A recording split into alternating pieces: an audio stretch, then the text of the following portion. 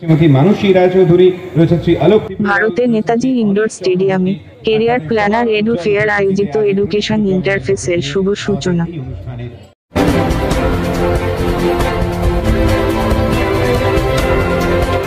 15ই June শনিবার ঠিক দুপুর 12:30টায় নেতাজি ইনডোর স্টেডিয়ামে কেরিয়ার প্ল্যানার এডু ফেয়ার আয়োজিত এডুকেশন ইন্টারফেস 2024-এর শুভ সূচনা হলো প্রদীপ প্রজ্বলনের মধ্য দিয়ে।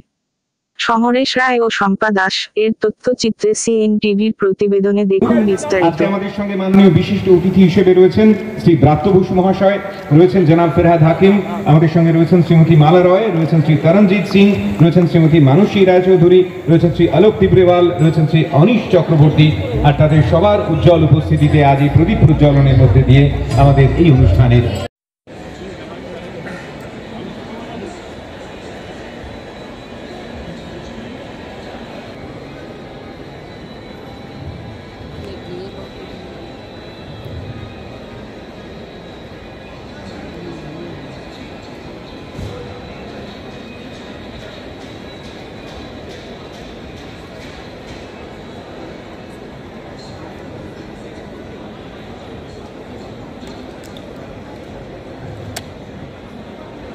নীরবতা অনেক সময় শব্দের চেয়ে অনেক বেশি।